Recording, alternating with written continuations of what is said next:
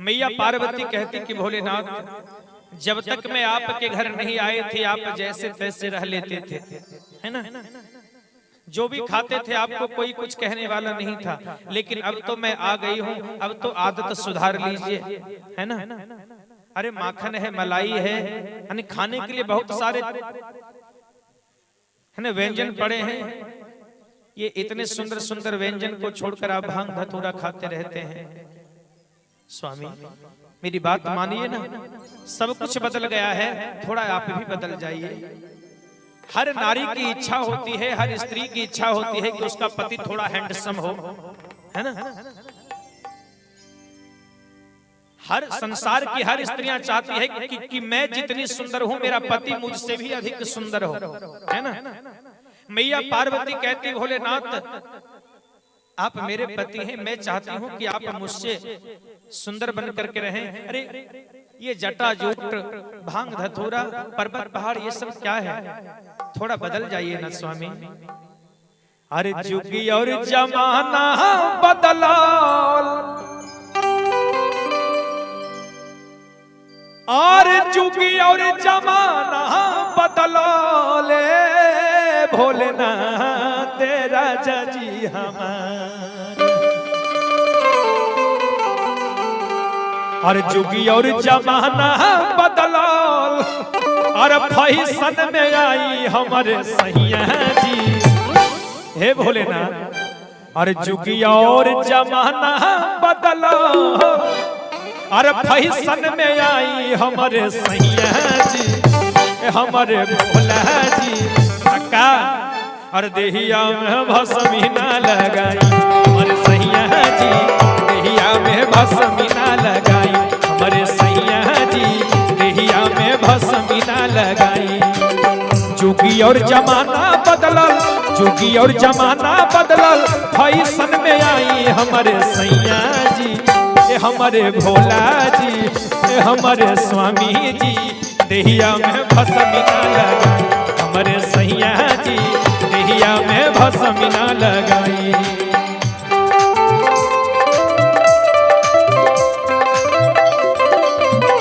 अरे जिया बबुआ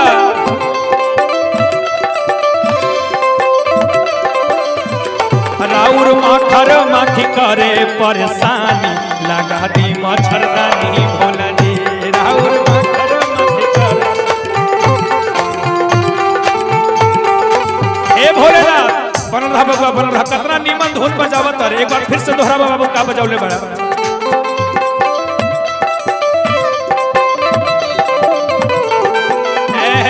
मैया पार्वती कहत रही कि हे भोलेनाथ रोजे रोजे भांगिया के पिसला से बथता कलाई भोला जी।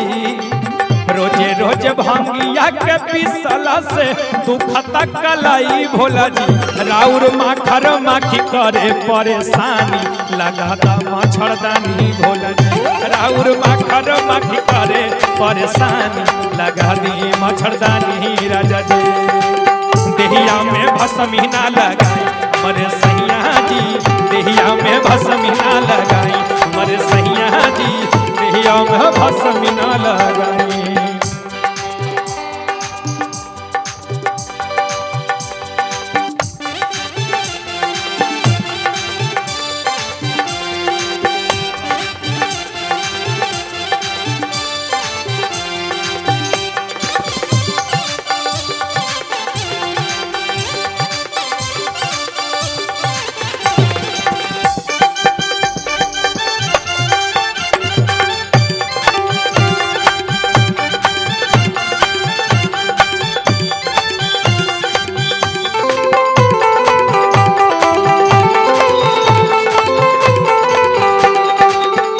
मैया पार्वती कहत रही हे भोलेनाथ,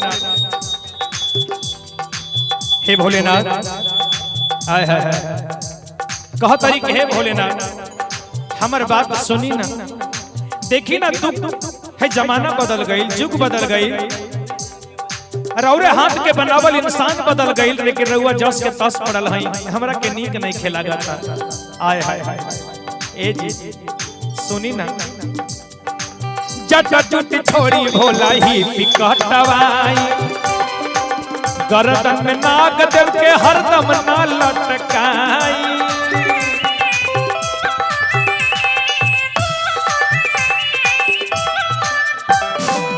मैया पार्वती कह तरीके है भोलेनाथ अरे छोड़ी जाटा जूट देखी ना तनी मुंबई मॉडर्न में आ जाई। अरे कितना सुंदर सुंदर लोग हिप्पी कटौले बड़े आहा तनी रहू आ जाई ना। जटा जूट छोड़ी भोला हिप्पी कटवाई गर्दन में नाग देव के हरदम लटकाई।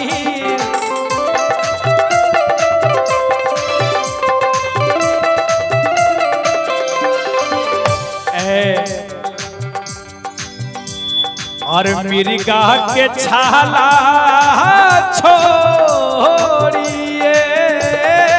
भोलेनाथ मिर्गा के छाला छोड़ी मिर्गा के छाला छोड़ी फूल पट मंगाई हमारे देखी कवि के भाव बा एकरे मतलब कहल जाला कि फैशन के दौर में गारंटी की इच्छा ना करें। फैशन की दौर में गारंटी की इच्छा ना करें। जहां फैशन है वहां गारंटी नहीं है, जहां गारंटी है वहां फैशन नहीं है। फैशन के दौर में राइटर कहां से कहां चले गए। मैया पार्वती को है ना भगवान भोलेनाथ को भी आधुनिक में उतार दिए। लिखे हैं और मिर्गा के छाला छोड़ी और मिर्गा के छाला छोड़ी और फूल पट सिलाई हमर सैया जी दहिया में भस्मीना लगा और सैया जी दहिया में भस्मीना लगाई और सैया जी दहिया में भस्मीना लगाई।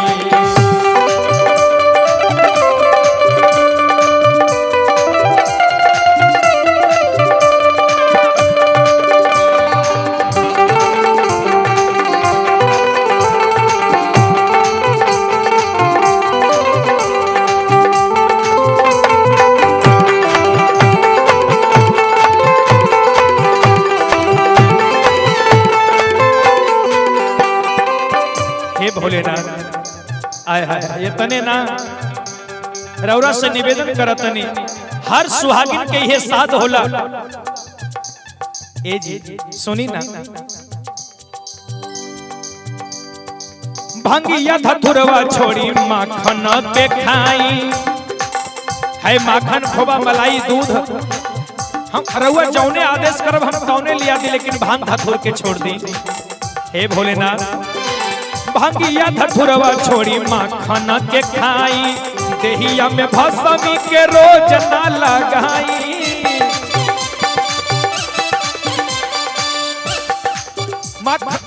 भांगिया धतुरवा छोड़ी माखन के खाई देहिया में भस्मी के रोज ना लगाई। और भस्मी लगावल छोड़ी और भस्मी लगावल छोड़ी भस्मी लगावल छोड़ी पाउडर मंगाई हमारे भैया कहा तारी। और भस्मी के छोड़ी भोला और कौन सा पाउडर लगाई और फेयर लबली लगाई हमारे सैया जी दहिया में भस्मीना लगाई अरे सैया जी दहिया में भस्मीना लगाई अरे सैया जी दहिया में भस्मीना लगाई।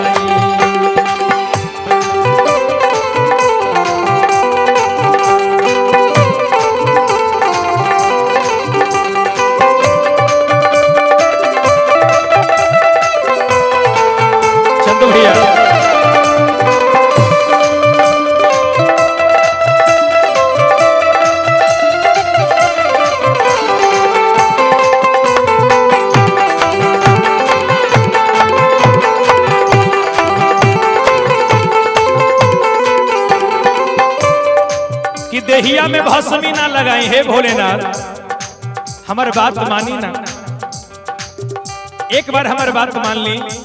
हमरा हो के कुछ आस होला, काहे कि हम बड़ घर के बेटी हैं, राजा हिमाचल के बेटी हैं। हे भोलेनाथ रौरे के साथी हैं ब्रह्मा विष्णु महेश। देखी ना कितना नीमन से रहता रहे। एक तू बाड़ा है भांग धतूरा है पर्वत पहाड़ जटाजूट, ये हमरा के नीक नहीं खिला जाता। हे भोलेनाथ एगो हमर निहोरा सुनी। टूटली मड़ैया छोड़ी महल बनवाई, बसहा के छोड़ी के बेलोरो मंगवाई।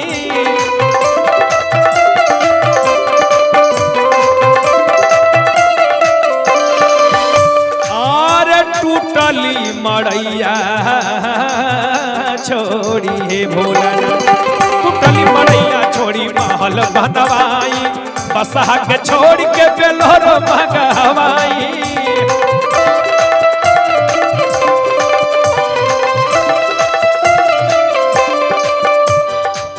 इतने ना और क्या,